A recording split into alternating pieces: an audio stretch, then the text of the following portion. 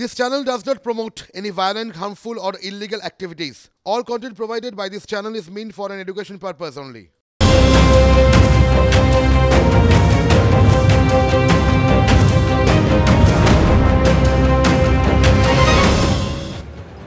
নমস্কার, আপনারা দেখছেন টিভি9 বাংলা। আমি শুভজিৎ রয়েছি আপনাদের সঙ্গে।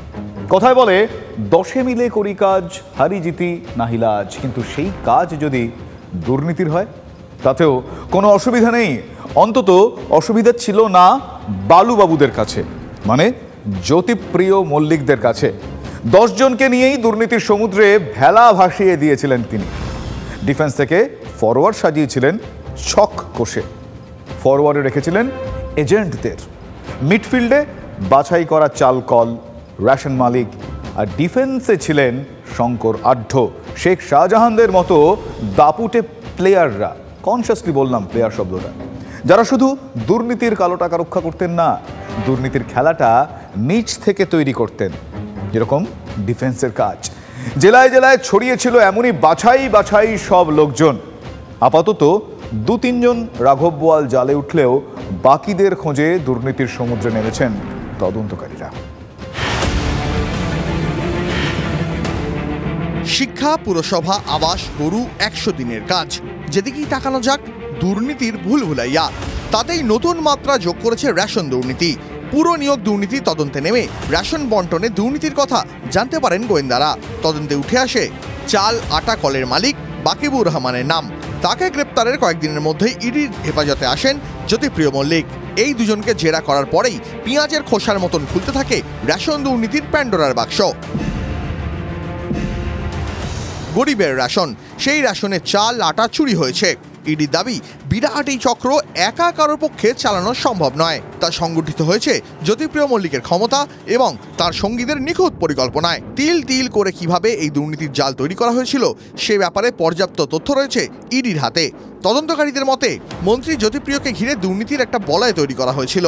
সেই বলয়ের একটা স্তরে ছিল এজেন্ট, মিডলম্যানরা, অন্য স্তরে ছিল চালকল, গমকল ও রেশন দোকানের মালিকদের একাংশ। শক্তিশালী বলয়টাতে ছিল শেখ শাহজাহান, বাকিবুর, শঙ্কর আঢ্যরা। তদন্তকারী সংস্থা সূত্রে দাবি, শাহজাহান, শঙ্কর, বাকিবুর প্রত্যেকেই রাজ্যের জেলবন্দি জ্যোতিপ্রিয় মল্লিকের অত্যন্ত ঘনিষ্ঠ। তাদের হাত ধরেই রেশনের কোটি কোটি টাকা তছরূপ করা হতো বলে দাবি তদন্তকারী সংস্থার। এদের প্রত্যেকেরই নির্দিষ্ট দায়িত্ব ও ভূমিকা ছিল। কেন্দ্রীয় সংস্থা সূত্রে খবর, মন্ত্রী ঘনিষ্ঠ হওয়ায় সন্দেশখালীর বিস্তীর্ণ অংশে দাপিয়ে বেড়াত শেখ শাহজাহান। হাতে মাথা কাটত, তার কথা ছাড়া নাকি গাছের পাতাও নড়ত না। অভিযোগ, এই শাহজাহানই আমপানের ত্রাণের টাকা দেওয়ার কথা বলে স্থানীয় বাসিন্দাদের দিয়ে প্রচুর অ্যাকাউন্ট খোলে। পরে সেই অ্যাকাউন্টগুলোই কৃষকদের নামে চালিয়ে রেশন দুর্নীতির টাকা লেনদেনের কাজে লাগায়। শুধু তাই নয়, ভুয়ো রেশন কার্ড বানিয়েও প্রচুর রেশন সামগ্রী তোলার কাজও করেছে শাহজাহানের দলবল। ইডি সূত্রে খবর, রেশন দুর্নীতির কালো টাকা সাদা করার ক্ষেত্রে জ্যোতিপ্রিয় মল্লিকের অন্যতম ভরসার পাত্র ছিল শাহজাহান। মাছের ভেড়ি থেকে রিয়েল এস্টেট, বিভিন্ন জায়গায় দুর্নীতির টাকা ছড়িয়ে দিয়েছিল উত্তর 24 পরগনা তৃণমূলের এই সম্পদ। শাহজাহানের নামে একাধিক কোম্পানিও রয়েছে। সেই কোম্পানির অ্যাকাউন্টের মাধ্যমে রেশন বিনিয়োগের টাকা লেনদেন হয়েছে। এমনকি হাওয়ালার মাধ্যমেও বিদেশে প্রচুর টাকা সাইফন করা হয়েছে বলে তদন্তকারীরা এক প্রকার নিশ্চিত। চালকল মালিক বাকিবুর রহমান বা বনগাঁর প্রাক্তন পুরপ্রধান শঙ্কর আঢ্যের একাধিক সংস্থার মাধ্যমেও জ্যোতিপ্রিয় রেশন দুর্নীতির বিপুল টাকা পাচার করেছেন বলে তদন্তকারীদের দাবি। তবে শুধু এই 1, 2 বা 3 জনই নয়, জেলায় জেলায় শাহজাহান, শঙ্করদের মতো বালুর আরও সাগরেদরা ছড়িয়ে ছিটিয়ে রয়েছে। দাবি ইডির, তাদের দ্রুত খুঁজে বার করা এবং দুর্নীতির প্রতিটা অধ্যায় খুঁজে বার করাই এখন কেন্দ্রীয় গোয়েন্দাদের অন্যতম লক্ষ্য। Bureau report, TV nine Bangla.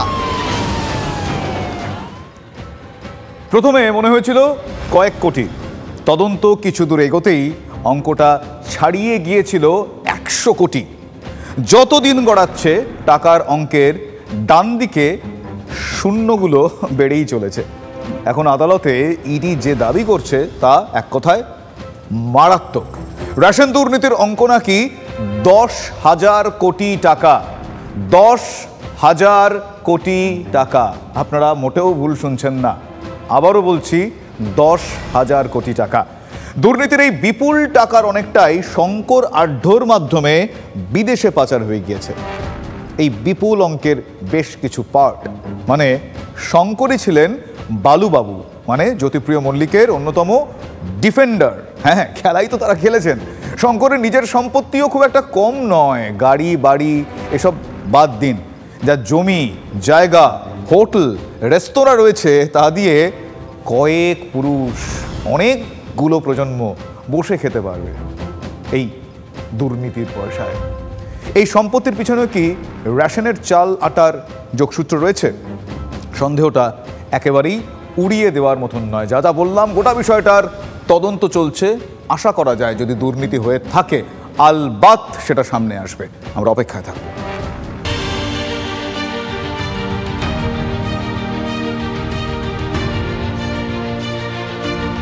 নাম শঙ্কর আঢ্য, বনগাঁ পুরসভার প্রাক্তন চেয়ারম্যান, কিন্তু এলাকায় তৃণমূলের দাপুটে নেতা শঙ্করকে ডাকু নামেই সবাই চেনে।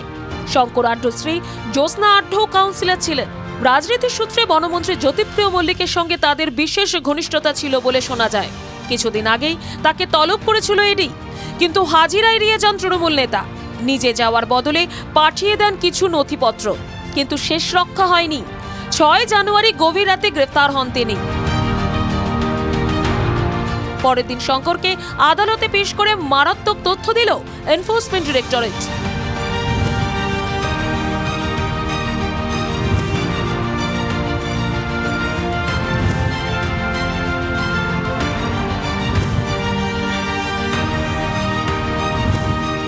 এক কোটি 2 কোটি বা 1000 কোটিও নয়, রেশনে মোট 10,000 কোটি টাকা দুর্নীতি হয়েছে বলে এবার আদালতে দাবি করল এনফোর্সমেন্ট ডিরেক্টরেট।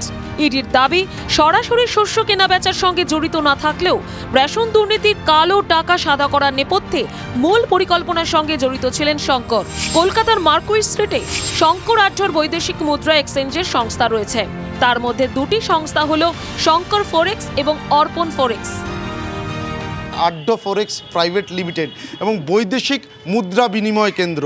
এবং শুধু তাই নয়, গতকাল ঠিক এই ঠিকানাতেও 11/1A মার্কুইস স্ট্রিট, এই ঠিকানাতেও কিন্তু ইডি তদন্তকারী অফিসাররা তারা কেন্দ্রীয় বাহিনীর জওয়ানদের নিয়ে এখানে পৌঁছে গেছিলেন, কিন্তু এই অফিস সেই সময় বন্ধ ছিল, যার জন্য দীর্ঘক্ষণ অপেক্ষা করে তদন্তকারী অফিসাররা তারা ফিরে গিয়েছেন।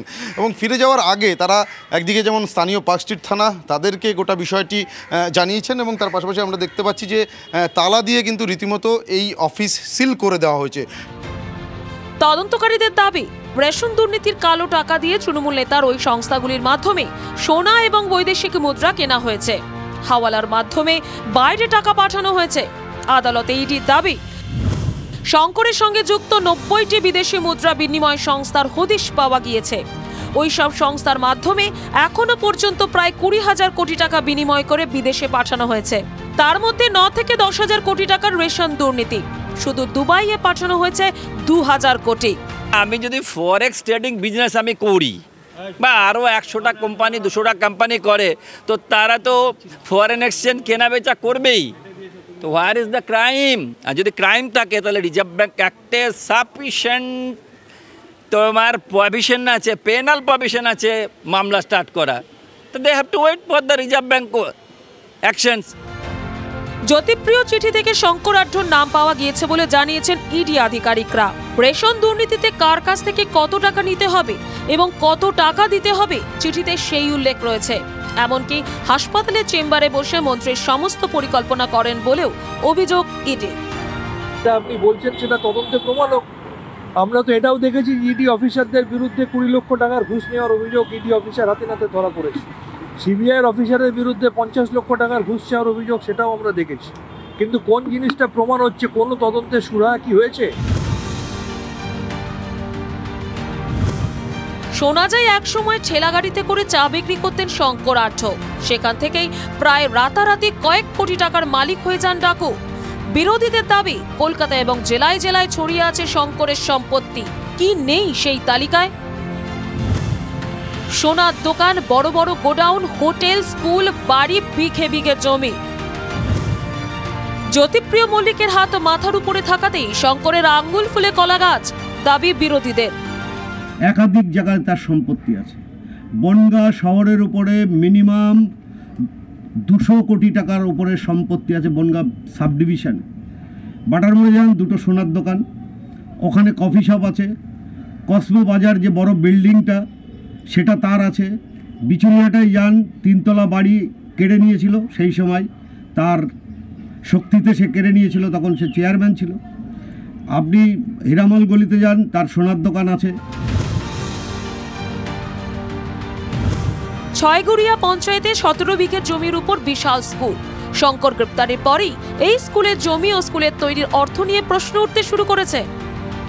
শঙ্কর আড্ড গ্রেপ্তার হওয়ার পর বনগাঁর বিজেপির সভাপতি দেবদাস মণ্ডল সাংবাদিক সম্মেলন করে অভিযোগ করেন বনগাঁতে প্রায় 200 কোটি টাকার বেশি প্রপার্টি রয়েছে শঙ্কর আড্ড। কিভাবে করলেন এই নিয়ে প্রশ্ন তুলছেন এবং যে কথাগুলো বলছেন তার মধ্যে একদম স্পষ্ট রয়েছে খেদাপাড়ার উপরে শিমুলতলা রোডে অবস্থিত এই হারাধন আড্ড মেমোরিয়াল স্কুল, যা 17 বিঘা জমির ওপরে তৈরি। এই 17 বিঘা জমির ওপরে শঙ্কর আড্ড কিভাবে এই স্কুল করলেন তা নিয়ে প্রশ্ন উঠতে শুরু করেছে। যে স্কুলের যে জায়গা, ওই ভদ্রলোককেও ভয় দেখিয়ে জোর করে জায়গা নেওয়া, ওটা বালির ঘাট বলে ওই জায়গাটাকে, এবং ওই ভদ্রলোক মানে মারাই গেল হার্ট ফেল করে। ওই জায়গার মালিক সবই ফাঁকি দিয়ে করা, দুর্নীতি করে করা। ওদের কাছে সে সময় খবর ছিল এই জমি একজনের কাছ থেকে 5 লক্ষ টাকা দিয়ে 17 বিঘে জমি কেড়ে নিয়েছে। ও স্কুল যে জমির ভেতরে আছে, ওর ভেতরে 4 বিঘে জমি খাস জমি আছে। রাজ্যের একাধিক দুর্নীতির তদন্ত করছে কেন্দ্রীয় তদন্তকারী সংস্থা, আর সেখানেই দেখা যাচ্ছে বহু তৃণমূলের নেতাকর্মীদের অন্তত পূর্ব মেদিনীপুর জেলার সৈকত শহর দীঘাতে একাধিক নামে বেনামে হোটেল। শঙ্কর আড্ড তারও এই দীঘাতে একাধিক হোটেল রয়েছে বলে এমনটাই জানা যাচ্ছে। দীঘায় এলে হোটেলটি অনেকেরই চোখে পড়ে থাকবে।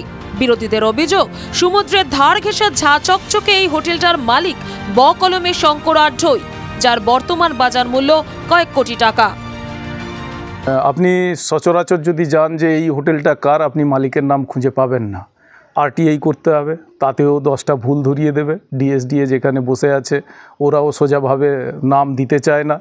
তো দীঘায় অসংখ্য হোটেল আছে এইরকম চোরেদের হোটেল। শঙ্করের এই বিপুল সাম্রাজ্য কি রেশন দুর্নীতির টাকায়? দ্রুত উত্তর খুঁজছেন ইডির তদন্তকারীরা। সুপ্রিয় গুহ, অরিত্র ঘোষ, দীপঙ্কর দাস, কনিষ্ক মণ্ডলের রিপোর্ট, TV9 বাংলা।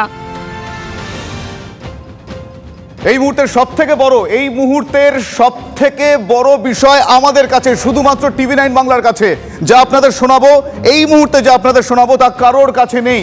কোথায় শেখ শাহজাহান? শেখ শাহজাহান কোথায়? যখন সবাই এ প্রশ্নের উত্তর খুঁজছেন তখন TV9 বাংলাকে, শুধুমাত্র TV9 বাংলার কাছে রয়েছে শেখ শাহজাহানের অডিও বার্তা। TV9 বাংলাকে এক্সক্লুসিভলি অন্তরালে থেকে এই শেখ শাহজাহান কি বলেছেন আপনাদের জন্য। সমস্ত শুভবুদ্ধি সম্পূর্ণ সন্দেশখালী বাসিন্দার কাছে আমার অনুরোধ, আমি শেখ শাহজাহান বলছি। কেউ আমার অঞ্চল সভাপতি যারা আছে, যুবর সভাপতি যারা আছে, মহিলা সভানেত্রী যারা আছে, অল অঞ্চলের প্রধান থেকে আরম্ভ করে বুথের সভাপতি, বুথ কর্মী এবং তৃণমূল কংগ্রেসের সৈনিক যারা আছে, প্রত্যেকের কাছে আমার অনুরোধ, এই সব সিবিআই ইডি নিয়ে ভয় পাওয়ার কোনো কারণ নেই। সবাই শুভবুদ্ধি সম্পন্ন মানুষ, তোমরা বুঝতে পারছো এটা একটা ষড়যন্ত্র, রাজনৈতিক ষড়যন্ত্র। ওরা আমাকে দমাতে পারলে মনে করছে সন্দেশখালী তৃণমূল কংগ্রেসটা দুমড়ে যাবে। অতএব ভয় পাওয়ার কিছু নেই। আমার মতো শেখ শাহজাহান হাজারো হাজারো শেখ শাহজাহান আছে। আর তোমরা তৃণমূল কংগ্রেস সৈনিক, যেভাবে মাননীয় মুখ্যমন্ত্রী মমতা বন্দ্যোপাধ্যায় যেভাবে আপনার সবার পরিবারের জন্য করেছে, অর্থাৎ সেই জায়গায় আমরা সবাই মানুষ, আমাদের মৃত্যু যে সত্য এটাকে অস্বীকার করার কোনো জায়গা নেই। অতএব আমি সবার কাছে করজোরে অনুরোধ করবো, মনুষ্যত্ব বিসর্জন দিয়ে কোনো ধর্ম কাজে আসে না।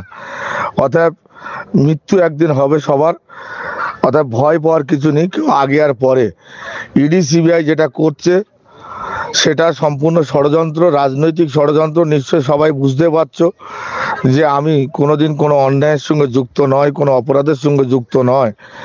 আমাকে যদি কোনো প্রমাণ কেউ করতে পারে যে আমি কোনো অপরাধের সঙ্গে যুক্ত, তাহলে আমি আমার নিজের মুন্ডুটা নিজে কেটে দেবো। কোনোদিন কোনো মানুষের সামনে মুখ দেখাবো না। অর্থাৎ শুভবুদ্ধি সম্পূর্ণ মানুষের কাছে আমার আহ্বান এবং তৃণমূল কংগ্রেসের সৈনিকদের কাছে আমার আহ্বান, অন্তত আপনারা আস্থা বিশ্বাস রাখুন। আমি কোনো ষড়যন্ত্রের সঙ্গে যুক্ত নেই, কোনোদিন অন্যায় পথে চলিনি, কোনোদিন আশা করি যতদিন বেঁচে থাকবো অন্যায়ের সঙ্গে কোনোদিন আপোষ করব না। অতএব ওরা যে ষড়যন্ত্রকারী চক্রান্ত করছে, এটা যে মিথ্যে ভাঁওতাবাজি সেটা প্রমাণ হবে, একটু সময় লাগবে, কিন্তু আপনারা আস্থা হারাবেন না। মমতা বন্দ্যোপাধ্যায়ের পাশে থাকবেন, মমতা বন্দ্যোপাধ্যায়ের উন্নয়নের পাশে থাকবেন। মমতা বন্দ্যোপাধ্যায় যেভাবে সবার জন্যে, সমস্ত সম্প্রদায়ের মানুষের জন্য করছে, সেই মানুষটার মুখের দিকে তাকিয়ে আমার কি হবে, আমি কোথায় যাব, এটা নিয়ে ভাবনা চিন্তা আপনাদের করার দরকার নেই। অন্তত যত যাই হোক না কেন, আমি আমার মনের কাছে বুঝ দিতে পারবো যে আমার সৈনিক, তৃণমূল কংগ্রেসের সৈনিক, তারা অন্তত দলের পাশে আছে এবং থাকবে।